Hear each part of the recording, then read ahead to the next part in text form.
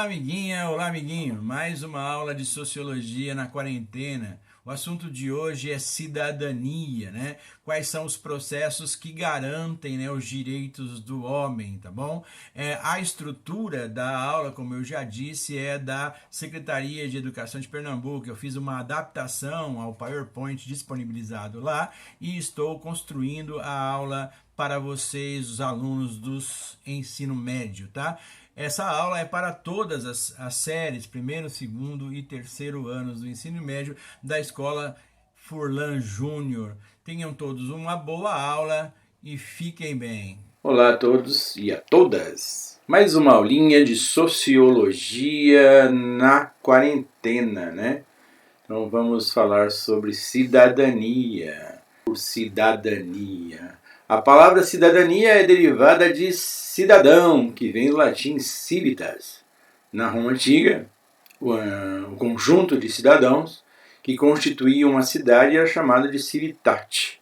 A cidade era a comunidade organizada politicamente, a gente vê isso em filosofia. Era considerado cidadão aquele que estava integrado na vida da sociedade. Naquela época e durante muito tempo, a noção de cidadania esteve ligada à ideia de privilégio, pois os direitos eram explicitamente restritos a determinadas classes ou grupos, né? A gente também já viu isso em filosofia, quando a gente fala da democracia grega, né? A gente imagina que nós imaginamos que todas as pessoas podem participar da vida ativa da sociedade, mas isso não acontece, né? São grupos específicos de pessoas que podem participar da vida ativa da cidade. E se acontecia isso na Grécia, quando os romanos, né, se apropriam da cultura dos gregos, levam isso com eles também. Então poucas pessoas tinham oportunidade de estar na ágora discutindo as questões políticas. A definição de cidadania foi sofrendo alterações ao longo do tempo, seja pelas mudanças nos modelos econômicos, políticos ou sociais, ou como conquistas resultantes das expressões exercidas pelos excluídos dos direitos e garantias a poucos preservados, né? Então, conforme o tempo foi passando, né, tem um trabalho muito legal de um autor que eu não lembro o nome agora, mas que ele fala do processo civilizatório e como isso vai se modificando, como os conceitos que definem a vida social vão se modificando. E não foi diferente com o conceito de cidadania, tá bom? O fato é que, modernamente, uma vez grande quantidade de direitos já está estabelecida pela legislação. Direitos esses que alcançamos todos os indivíduos sem restrição. Então, conforme o tempo foi passando, conforme as instituições foram se organizando e colocando a vida coletiva, né, em primeiro lugar, os estatutos legais também foram se modificando e garantindo, pelo menos na lei, igualdades aí a todas as pessoas. Mas se já foi conquistado legalmente esses direitos e liberdades, nós poderíamos perguntar aí, né? Por que a gente está discutindo então essa questão dos direitos humanos e da cidadania? Se já está no Estatuto Legal, se já está na lei, se já está na Constituição, não deveríamos estar preocupados com isso porque já é constituído, né? Isso não é bem assim.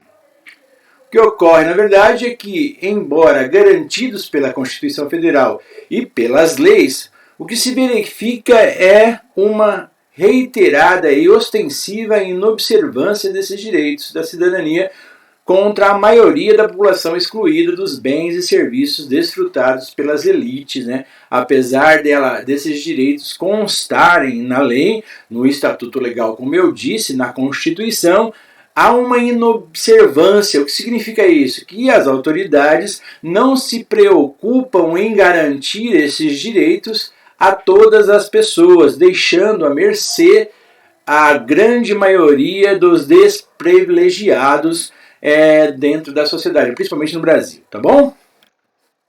O grande desafio é, portanto, além de incorporar novos direitos aos já existentes, integrar cada vez mais um número maior de indivíduos ao gozo dos direitos reconhecidos, né? Então, o que nos importa agora é ter consciência, ter ciência de que existem tais direitos e que nós podemos também nos impormos aos nossos legisladores, aos nossos governantes e pedindo outros direitos, né? O que nós estamos observando hoje em dia é que o processo de mercado vem engolindo esses direitos, né?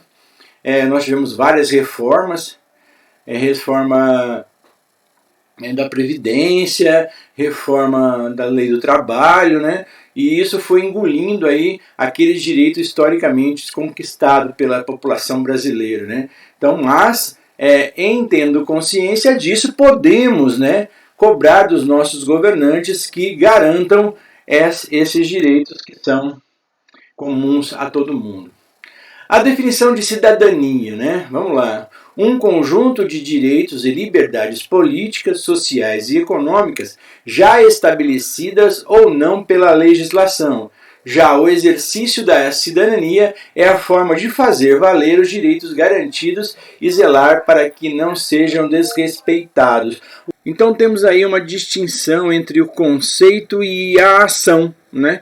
Porque o conjunto de direitos e liberdades é o que eu chamo de cidadania, né? Já o exercício dessa cidadania é a forma de se fazer valer os direitos garantidos. E também, né, como já disse, zelar para que não sejam desrespeitados, né?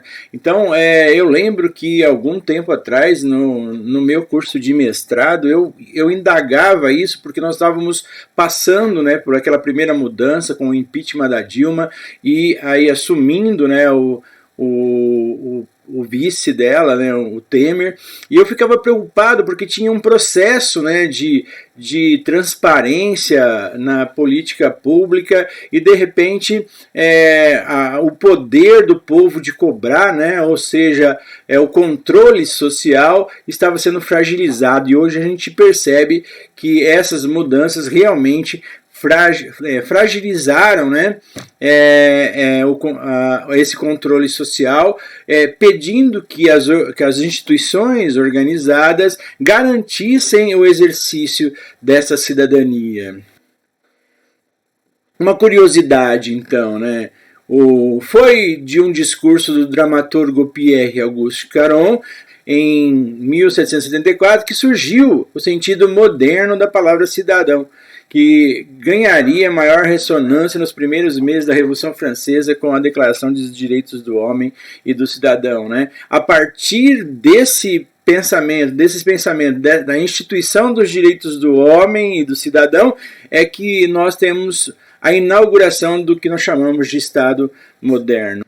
Então aí a Declaração dos Direitos do Homem e do Cidadão, que foi aprovada na Assembleia Francesa em 1789, indica no título uma nítida distinção entre dois tipos de direito, os do homem e os do cidadão. Embora o enunciado desses direitos que iremos reproduzir a seguir não esclareça as diferenças entre eles, procuraremos identificá-las ao longo do texto, pois não existe uma definição jurídica rigorosa para cada um deles, né?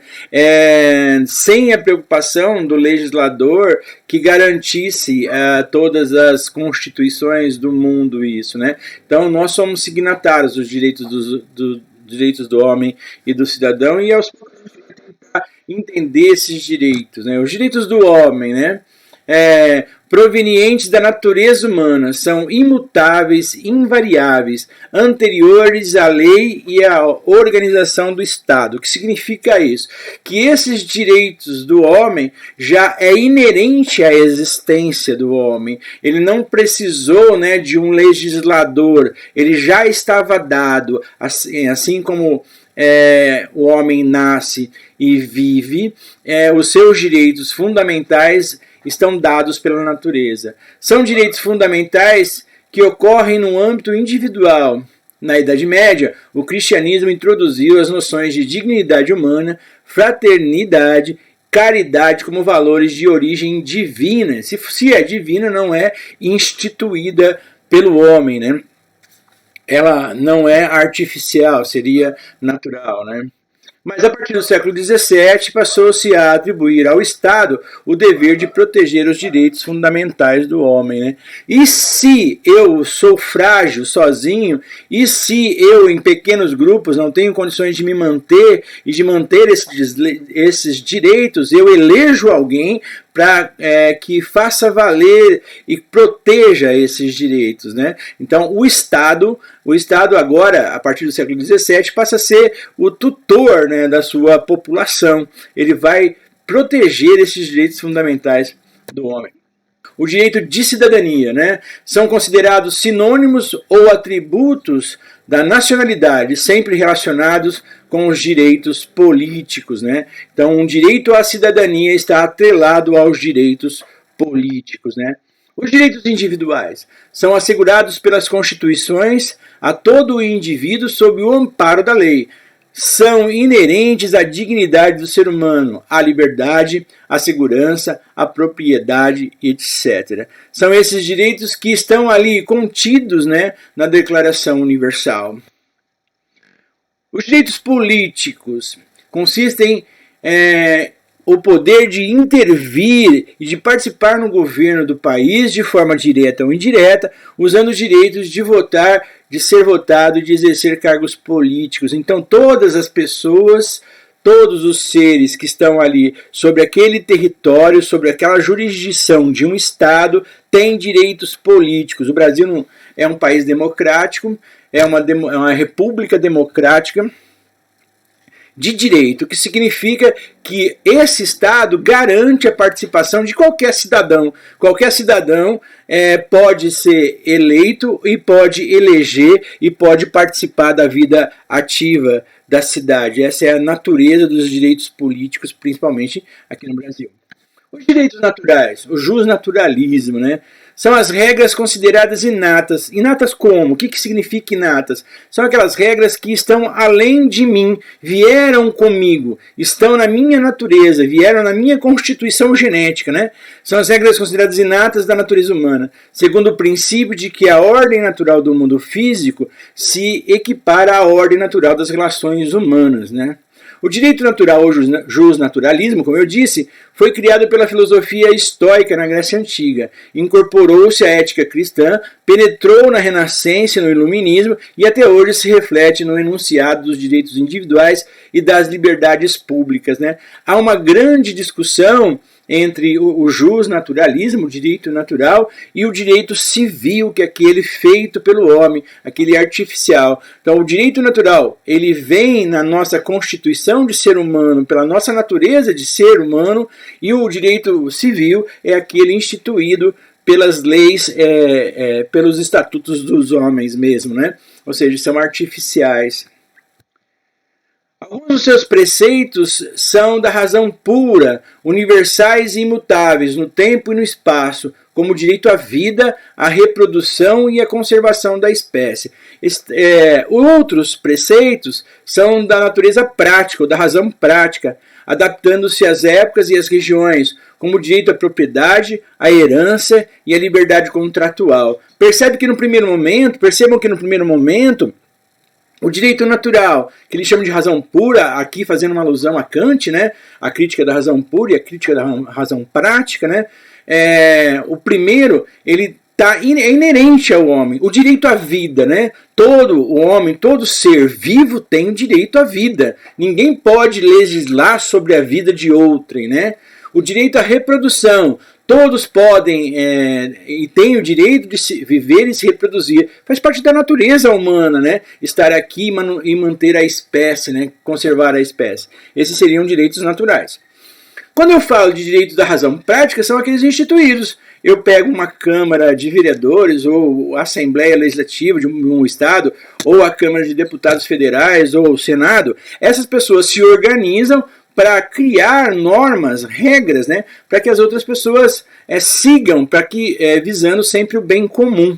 O bem comum significa o bem-estar da maioria das pessoas que vivem sob o mesmo estatuto legal, tá? Isso seria, então, os preceitos da razão prática. O direito positivo, né, como que a gente acabou de falar, é elaborado pelo homem em sociedade, o imperativo da lei com os poderes coercitivos exercidos pelo Estado. Aliás, o Estado é o único que pode exercer o poder da coerção e ele tem a salvaguarda do seu voto. Então, você autorizou o Estado a controlar você com o poder da força, da coerção, porque a gente vota nessas pessoas e essas pessoas que estão ali representando a nossa vontade têm o direito de exercer a coercitividade para que eu possa manter a lei e a ordem. O direito à propriedade, né? Isso já do direito positivo, né? Você não nasce tendo direito à propriedade. Eu lembro bem que quando a gente estuda a questão dos contratualistas, né? E John Locke, se não me engano, ou John Locke ou David Hume, vai falar justamente disso e me chamou bastante atenção. Vamos imaginar que eu faça uma mesa, né? Eu produza uma mesa, né? Então, aquele é resultado do meu trabalho, então é produto do meu trabalho, então é minha propriedade, né? Então, tudo que é produto da minha ação, né, seria minha propriedade. Então, eu tenho direito à minha propriedade. Essa é uma visão positivista já, não positiva. É uma visão moderna, né, de propriedade. A lei assegura ao proprietário o direito de usar, de gozar, de dispor de seus bens e reavê-los de quem quer que injustamente o possua. Se alguém vem e se apropria indevidamente daquilo que é fruto do meu trabalho, ou fruto do meu esforço, que é meu, é minha propriedade, eu posso reaver isso juridicamente, tá? O direito à natureza, à ecologia, né, constituído de normas e de preceitos que regulam as relações do homem com o meio ambiente, sua consequente adaptação a ele. Né. O homem é o animal que, por excelência, se adapta. Né. Ele é adaptativo, ele entra num lugar, ele pede que o ambiente se modifique para que ele possa sobreviver. Então ele interfere na natureza para que ele possa ter a sua sobrevivência garantida, que ele tenha o seu conforto garantido. Então, ele tem o direito ao respeito a esse ambiente que o acolhe, né? A autodeterminação, a vontade, a autonomia da vontade, né? Relativa aos indivíduos e aos grupos sociais, e a possibilidade de escolher o próprio destino e de orientar a sua própria conduta. Você pode e deve escolher aquilo que é melhor para você. Você pode e deve ir atrás dos seus sonhos, das suas vontades, e constituir a sua existência a partir de escolhas próprias, né? Relativa aos povos e às nações. É a possibilidade de determinar o destino político e de escolher os próprios governantes, sem interferência externa, né? Então, eu posso vir aqui e escolher quem eu quero. Mas vamos imaginar que a escolha que eu vou fazer aqui no Brasil, por exemplo, de um determinado político, vá contra a vontade do governo americano, por exemplo. E esse governo americano pode interferir no destino desse país. Ele não vai fazer isso de forma coercitiva, como a gente viu que o Estado faz. Ele vai fazer de maneira indireta, ele vai tentar conduzir os caminhos ali da situação para que aquele político não se eleja. E se eleito, ele vai criar situações para que ele seja destituído. Isso não é um direito de autodeterminação. Você está à mercê, você não tem autonomia, você está tendo a heteronomia, ou seja, o outro é quem decide aquilo que é melhor para você. Vamos resumir então aí, né? Eu tenho os direitos do homem, os direitos do cidadão, os direitos da cidadania, os direitos políticos, os direitos individuais, os naturais, os positivos, o da propriedade e o ecológico da natureza. E por fim, a autodeterminação. E aí, vamos pensar um pouco agora, tá? Tudo certinho, isso está garantido legalmente, está na nossa Constituição. E o que acontece? Quem vê e convive diariamente com dezenas de crianças e adolescentes expostos nas ruas e sinais, ou passa debaixo de uma ponte e viadutos, transformados em gigantescas favelas, ou ainda acompanhado de desleixo das autoridades com as escolas, hospitais públicos, pode até pensar se finalmente existe essa tal de cidadania. Será que existe? Será que a gente vive plenamente essa cidadania hoje em dia? Não é uma questão a se pensar? A cidadania é uma palavra bonita, um modismo, né? Está na boca dos políticos, né? Está na boca das pessoas que têm interesses. Na verdade, avançamos bastante na aplicação desse conceito, e avançamos mesmo. Vínhamos avançando até que esses direitos foram meio que capitaneados, né, pela economia. E aí nós fomos perdendo esses direitos ao longo desses 2 últimos anos. A sociedade civil organizou-se e, a partir de suas aspirações, formou ONGs, associações, movimentos populares e partiu para a luta em busca de um mundo menos injusto. É verdade que se alcançou alguns objetivos, ainda faltam muitos a serem conquistados. E nesses momentos onde a gente percebe que essas ONGs, esses movimentos populares, aqueles que lutam pelas igualdades, pela conquista de direitos, estão sendo bombardeados, né, por questões ideológicas. O que pensamos? Para onde vai a nossa cidadania? Para onde vai o nosso direito de ser cidadão? E o nosso dever de ser cidadão também, o nosso dever político, o nosso dever com a nossa sociedade. Questões que podem ser pensadas. A sociedade precisa aprender que a cidadania não é apenas um conceito, mas sim uma necessidade que garanta às classes menos favorecidas meios de mecanismo de sobrevivência, principalmente nos grandes centros urbanos, marcados pelo desequilíbrio econômico entre a minoria abastada e a maioria excluída. Vemos essas cenas todos os dias, tá? Vivemos no mesmo país, mas um país dividido. Um país onde uma parcela muito pequena tem todos os direitos e pode tudo, e uma grande parcela está à mercê desses direitos e essas necessidades, né? A ponto de não ter esses direitos básicos, né, de sobrevivência.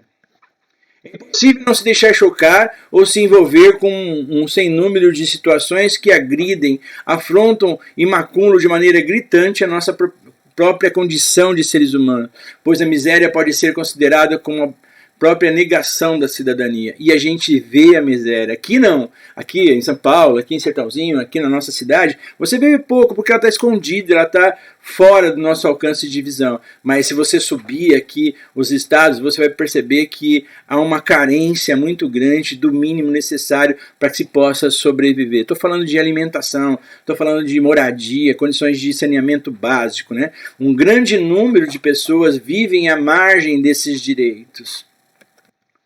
As autoridades legalmente instituídas precisam acordar para a realidade e deixar de ver o povo apenas como um mero reprodutor de votos eleitorais que, ao invés de amadurecer a democracia, acabam servindo para consolidar os podres poderes de alguns políticos mal intencionados. Na nossa história, na história do Brasil, a gente tem uma série de políticos mal intencionados e que legaram essa divisão, o acúmulo de capital na mão de poucas pessoas e uma grande miserabilidade, né, da maioria da população. O Brasil não é um país pobre, né, é um país de pessoas pobres, né. O Brasil é um país rico porque tem produtos naturais, porque pode ser explorado de diversas formas, mas as pessoas passam fome, as pessoas vivem em estado de miserabilidade. O Brasil está inserido entre os países que mais desrespeitam os direitos do homem e do cidadão. Embora nossas leis assegurem esses direitos, mas falta colocá-los em prática, porque o que vale aqui não é a voz do povo, mas a vez do dinheiro. Ou seja, quem tem mais, pode mais. Quem não tem, fica abandonado, jogado à própria sorte. E essas pessoas, ao estarem jogadas à própria sorte, se conformam com isso e passam a viver essa miserabilidade. Historicamente, não é de hoje, não é esse governo, não é o outro governo. Há 500 anos de Brasil, a gente tem a marca, né, da miséria, a marca da diferença entre os povos, os mais pobres e os mais ricos. Faixa entre 15 e 17 anos, mais de 85% das pessoas estão na escola. mas apenas 50,9% frequentam o ensino médio, segundo a informação da pesquisa do Instituto de Pesquisas Aplicadas, IPEA, órgão do governo federal. Você pode fazer uma pesquisa também e ver qual é o número, né, de pessoas que estão à margem da pobreza, abaixo da pobreza, né? O que significa esses 50 e poucos reais que o governo dá para uma pessoa que não tem absolutamente nada dentro de casa para comer. Você pode buscar isso, pode ir no IPEA mesmo, no próprio IPEA, e fazer uma pesquisa e ver o que acontece com a grande maioria da população. Por isso mesmo que buscar a cidadania certamente não será dada como uma concessão às classes dominantes, mas como uma conquista popular, construída a cada dia com muita luta, força e, sobretudo, perseverança. É uma questão de dignidade, é uma questão de honra, né? Você diminuir a pobreza, você dá a possibilidade que as pessoas consigam ter uma qualidade de vida melhor. O Brasil seria muito melhor se nós tivéssemos uma educação melhor e de qualidade. Eu vou deixar alguns vídeos aí para retratar essa realidade que o Brasil vive em relação à sua cidadania. O conceito está dado, está garantido na lei. A Constituição nos garante o direito à cidadania e outros direitos. Mas como a gente pode fazer isso virar uma prática de ser cidadão? É isso aí, pessoal. A aula de hoje é emocionante. Se você for procurar, eu vou deixar então 2 vídeos para vocês darem uma olhada. Um é das crianças escondidas, né? Crianças invisíveis, e o outro é a Ilha das Flores. Dois documentários pequenos, curtos, para vocês perceberem o quão grande é a nossa diferença de classes aqui no Brasil. Um abraço a todos e até a próxima. É isso aí, amiguinhas. Percebe como é difícil e quanto temos ainda que progredir para que consigamos ter o mínimo de respeito como cidadão, como pessoas aqui no Brasil. Nosso caminho ainda é árduo, os nossos desafios ainda são grandes, né? Pensar a democracia é pensar a cidadania, é pensar os direitos do homem. Nós estamos aqui não é só para sobreviver, estamos aqui para viver mesmo. Estamos aqui para conquistar os nossos direitos de ter uma qualidade de vida melhor. Então pensem bem, vejam os vídeos que eu estou disponibilizando aí nos ambientes virtuais e construam um texto já se preparando, né, para aquelas provas de vestibular que pedem aí. Tentem sempre atentar às normas e às regras descritas pelos professores de português para que você tenha uma boa nota nas provas e nos exames vestibulares. Fiquem bem e até a próxima.